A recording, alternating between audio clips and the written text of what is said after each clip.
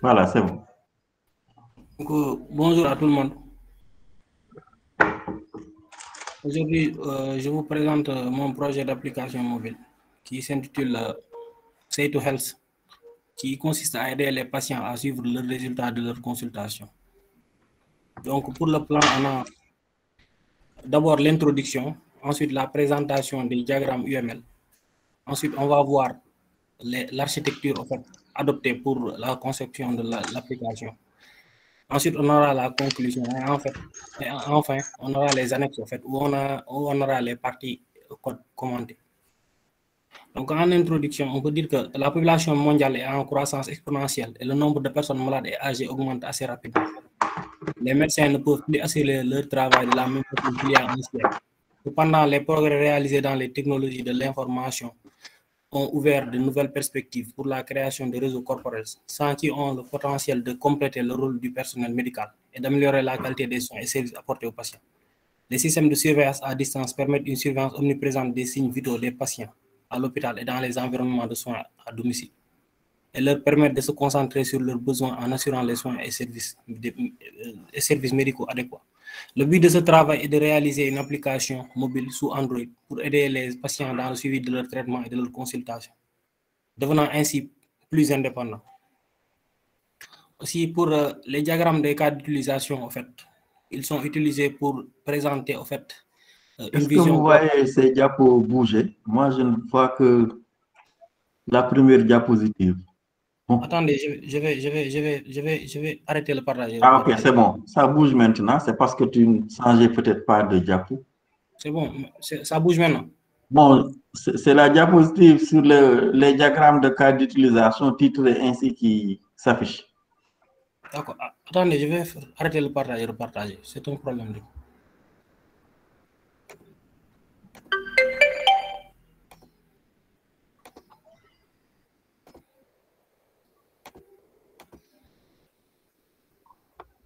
C'est bon, vous voyez maintenant. Oui, c'est bon. Maintenant, vous voyez quel diapositive? Ah, voilà, là, ça avance, c'est bon. Okay. Avance. Ici, les diagrammes de cas d'utilisation en fait, sont utilisés pour donner une vision globale du comportement. Ils sont utilisés dans le domaine du génie logiciel, en fait. Donc ici, on a le diagramme de cas d'utilisation générale, en fait, qui représente le patient et le médecin, ainsi que les différentes actions qu'ils peuvent faire. Donc, le patient, il peut voir ses rendez-vous ou consulter son carnet médical. Le médecin aussi a la possibilité de consulter la liste des patients, consulter la liste des rendez-vous et consulter les dossiers médicaux. Ici, j'ai oublié d'inclure en fait, l'authentification au niveau de consulter la liste des rendez-vous et consulter les dossiers médicaux. Okay. Mais toutes ces actions-là, en fait, pour que le médecin, pour que l'utilisateur puisse le faire, il faut qu'il y ait d'abord une authentification. Donc, dans notre système d'information, patients et médecins sont représentés en fait, comme à la fois des données manipulables, mais aussi des rôles. Ici, on a le cas d'utilisation de l'authentification, en fait. Par exemple, ici, quand l'utilisateur en fait, accède à cette interface, il fournit ces deux identifiants, c'est-à-dire l'email et le mot de passe. Et il sera ainsi redirigé, si le système retrouve ces identifiants dans la base de données, il sera ainsi redirigé en fonction de son profil, au niveau de son interface. Ici, on a le diagramme de classe, en fait, qui représente en fait, notre base de données. Ici, on a consultation, médecin, user, patient. Mais on voit que, par exemple, pour user, patient et médecin, ils sont liés par des relations de type 1 à 1, par exemple, entre le user et le médecin. L'utilisateur peut être un médecin ou bien un médecin est un utilisateur forcément. C'est aussi pour le patient. Maintenant, pour la table consultation, on a une relation à plusieurs, en fait, liant médecin à consultation et patient à consultation. Et c'est ainsi aussi pour le rendez-vous. Pour l'architecture choisie, on a utilisé une architecture multicaire, en fait, ou bien également appelée architecture distribuée, du fait de la distribution des traitements des données sur différents serveurs. On peut se passer de ce texte-là. On est vraiment long. D'accord. Ici, pour le choix du backend, en fait, on a choisi d'utiliser Laravel parce que c'est un framework disposant déjà de systèmes de façade en fait, permettant de l'exploiter côté tout ce qui est service REST à travers les API. Donc, ici, on a la modélisation graphique de notre architecture. Rappelons qu'on a déployé notre application Laravel sur Heroku et comme on dispose de la version non payante, on a une base de données PostgreSQL qui est mise à notre disposition. Ici, pour la partie interface, en fait, on a la page de login qui est là et la page d'accueil du médecin. Ici, on a la page d'accueil du patient après la connexion. Ici, pour les annexes, en fait, la partie code, ici, on a la classe Shared Pref Manager où il y a des méthodes en fait, qu'on utilise pour stocker les identifiants du client connecté ou bien de l'utilisateur connecté afin de pouvoir les réutiliser dans les autres parties du code pour tester si l'utilisateur est bien connecté pour accéder à son activité ou pas.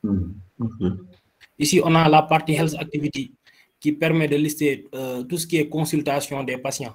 C'est-à-dire que dans cette activité, en fait, quand le patient y accède, il ne pourra voir que les consultations qui lui sont propres. Quoi. Ici, pour la partie médecin, la classe médecin activity, en fait, c'est l'activité du médecin qui représente aussi sa page d'accueil. En guise de conclusion, on peut dire que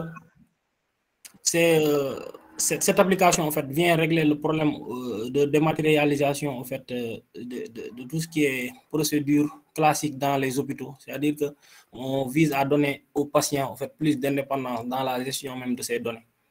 Et lors de la conception de cette application, nous avons rencontré des difficultés telles que les recycle views, car nous avions du mal à les injecter au niveau des layouts, mais aussi les problèmes de requête avec PostgreSQL, qui est différent de MySQL. Donc, beaucoup de requêtes n'ont pas pu, on a rencontré des difficultés à les intégrer. En fait.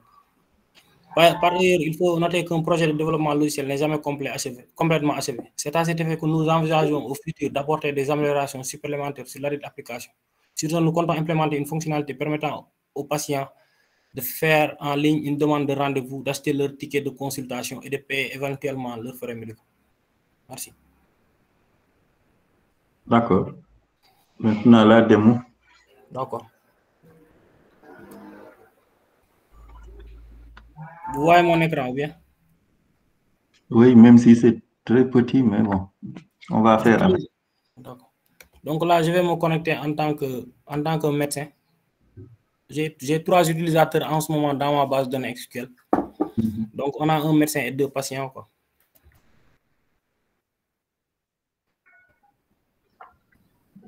Et les comptes, on peut créer un compte ou bien...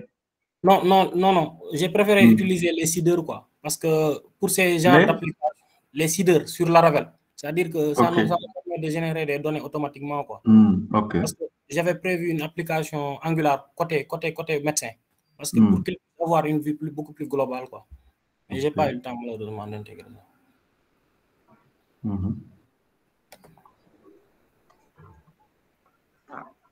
Donc là, je me suis connecté en tant que médecin. Ici, on a les dossiers, le patient, la partie rendez-vous et à propos de l'application. Donc, si j'entre dans la partie patient, par exemple, ça me liste tous les patients qui sont associés à ce médecin-là. Par exemple, on a Alagna qui est un patient, même si on sait qu'il n'est pas malade. On a Fatou Ndiaye. Voilà, on a 2 patients pour le moment. C'est bon, vous voyez, hein? Ici, pour la partie à propos, en fait, ça nous décrit juste le but de l'application, en fait. Okay. Donc, pour la partie rendez-vous, j'avais rencontré des difficultés au niveau des recycle views. C'est pour cela que je n'ai pas pu injecter les données, quoi. Donc, pour l'instant, ce n'est que cette fonctionnalité-là qui est disponible pour l'affichage du patient et la partie à propos. Donc là, je vais me déconnecter. Je vais me connecter en tant qu'un patient. Là, je mets Ça, En tout cas, ça paraît bizarre. Comment le patient il va faire pour avoir un compte? c'est des comptes qui sont clés au niveau du système. Par exemple, si on devait mettre en pratique ce projet-là, il y aurait une secrétaire en fait, qui serait chargée de créer les comptes à partir d'une uniquement de créer des comptes. OK. En tout cas, c'est fastidieux.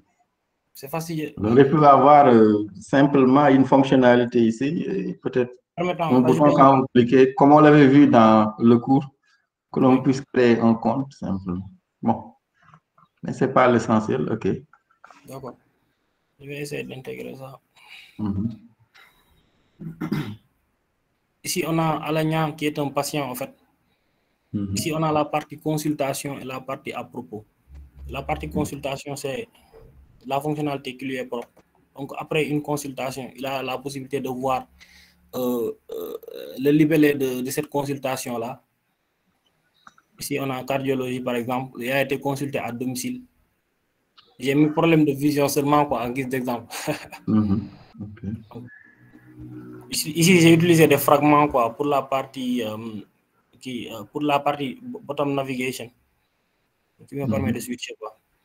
Maintenant, pour la partie consultation, vous voyez qu'il y a cardiologie, domicile et problème de vision. Maintenant, quand je me connecte en tant qu'un autre patient, j'aurai un résultat différent. Quoi.